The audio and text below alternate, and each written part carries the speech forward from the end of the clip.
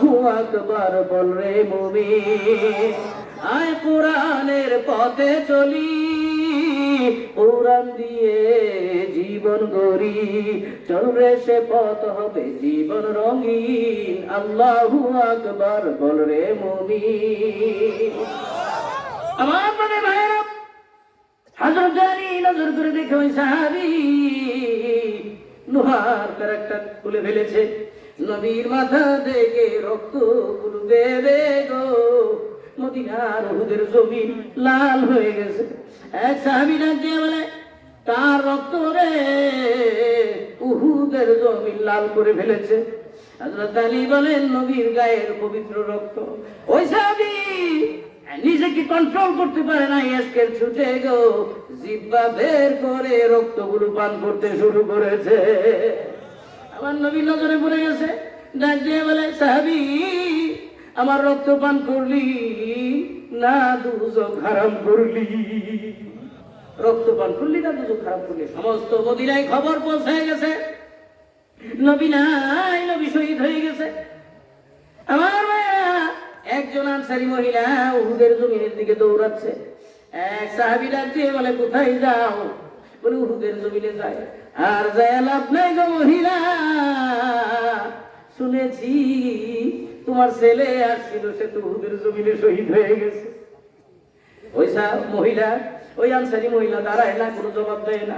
আবার কিছুক্ষণ সামনে যাওয়ার পরে আবার জিজ্ঞাসা করে, কোথায় যাও? বলে, উহুদের জমিনে যাই।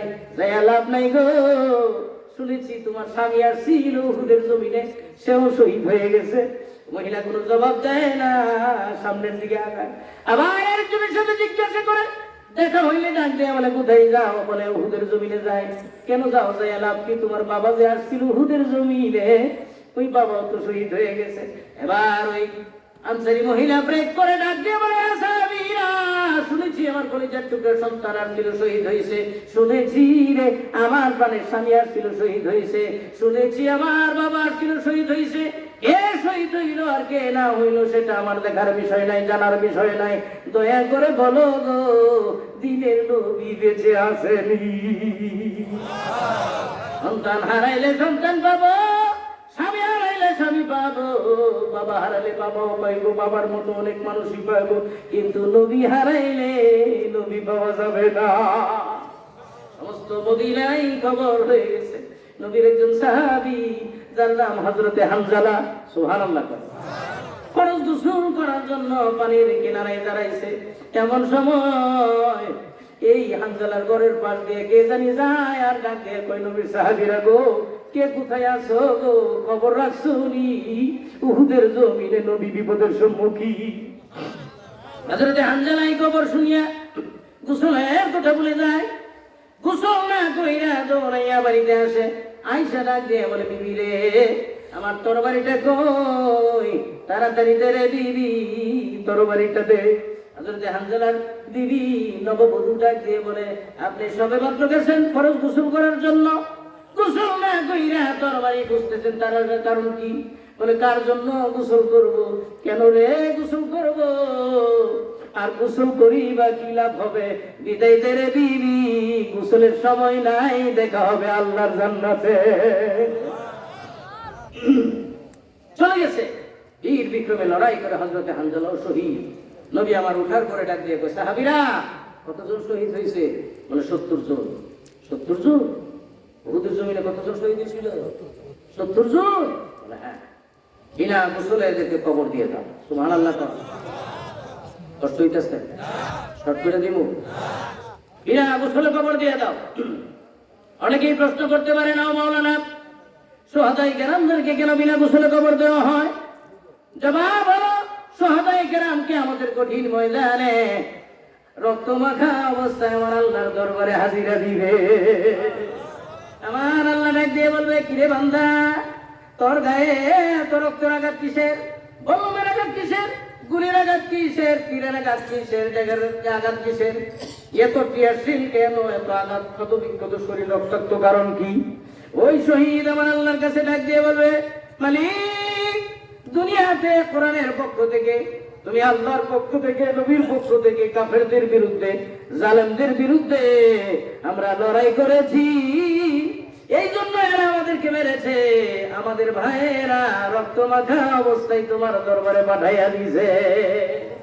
আমার আল্লাহ ডাক দিয়ে বলবে, হে বান্দা, দুনিয়াতে তোর বিবির ভালোবাসা, সন্তানের ভালোবাসা তোর অন্তরে জায়গা পায় নাই, দুনিয়ার মহব্বত তোর অন্তরে এত বেশি পায় নাই যত বেশি রে আমি আল্লাহকে তোরা ভালোবেসেছিস, তোরা ভালোবেসেছিস। আজকে শহীদের কোনো হিসাব দিব না, বিনা হিসাবে আমার জান্নাতে তোরা ঢুকে যা। লা ইলাহা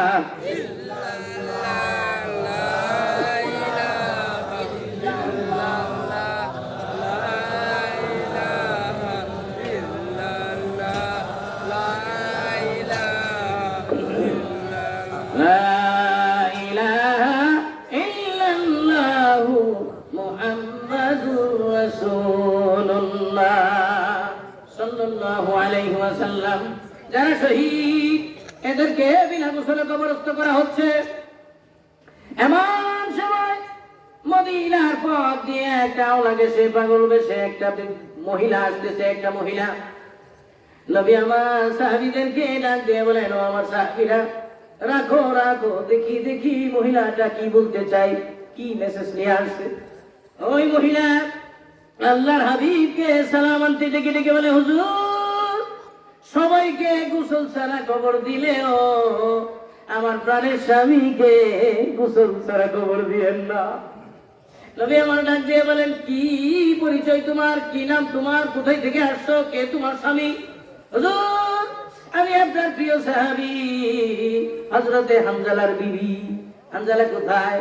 হুজুর, ফরজ গোসল করার জন্য আমার স্বামী পানির কিনারায় দাঁড়ায়, এমন সময় কে জানি খবর দিছে আপনি শহীদ হয়ে গেছেন, আপনি মদিনা থেকে চির বিদায়ী হয়ে গেছেন। এই খবর শুনিয়া আমার স্বামী গোসলের কথা ভুলে যায়। হুজুর, সবাইকে গোসল ছাড়া কবর দিলেও আমার স্বামীকে গোসল ছাড়া কবর দিয়েন না। আমার নবী ডাক দিয়ে বলেন, সাহাবীরা রে, হানজালার লাশ কোথায়, বের কর, তাড়াতাড়ি গোসল দে। হানজালার লাশ কোথায়, বের কর, তাড়াতাড়ি গোসল দে। এমন সময় জিবরাইল ফেরেশতাকে আমার আল্লাহ ডাক দিয়ে বলেন, জিবরাইল রে, আমার বন্ধুর কাছে যে মেসেজ দাও, যেই হানজালা আমার বন্ধুর প্রেমে পাগল হইয়া, আমার বন্ধুর প্রেমে পাগল হইয়া ফরজ গোসলের কথা পর্যন্ত ভুলে যেতে পারলো রে, আমি আল্লাহ চাইলা দুনিয়ার সাধারণ পানি দিয়ে তার গোসল দেও। আমি একটু আকাশের দিকে নজর করে দেখেন, আপনি বলার আগে আগে আমি আল্লাহ হানজালারে রহমতি ফেরেশতা দিয়া জান্নাতি বরকতি পানি দিয়া তারে গোসল দিয়া দিছি। সুবহানাল্লাহ।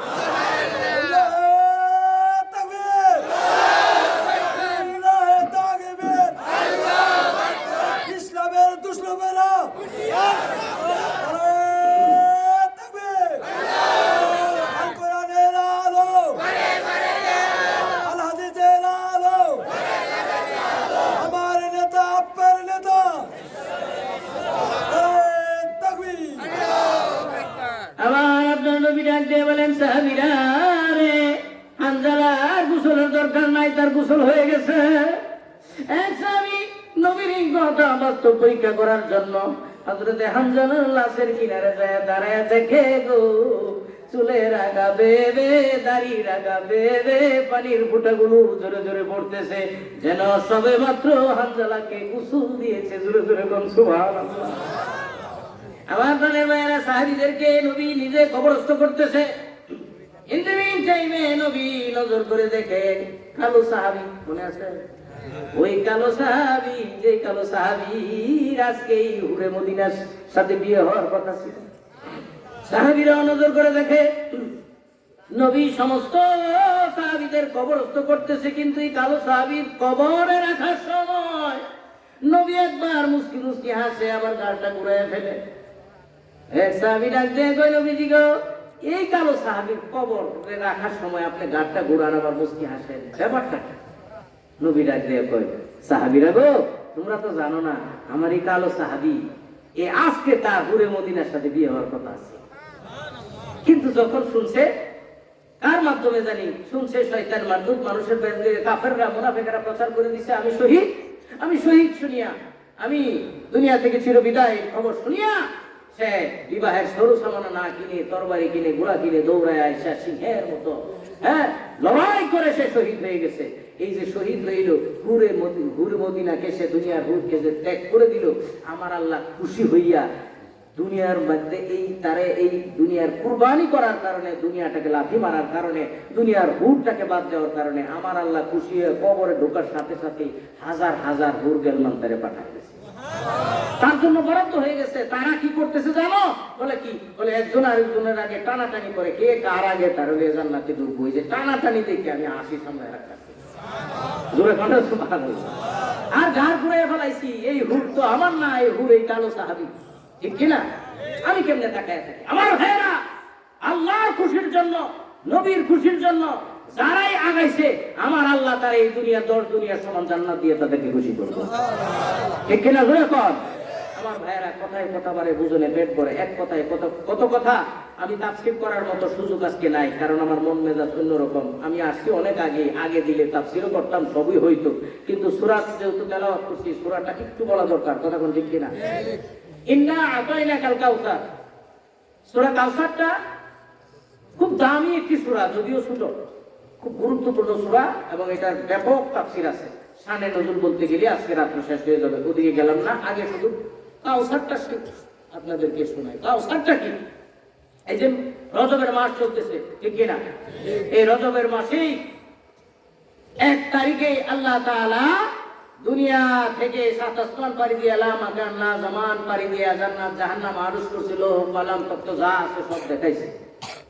নবীরে দেখাইছে না?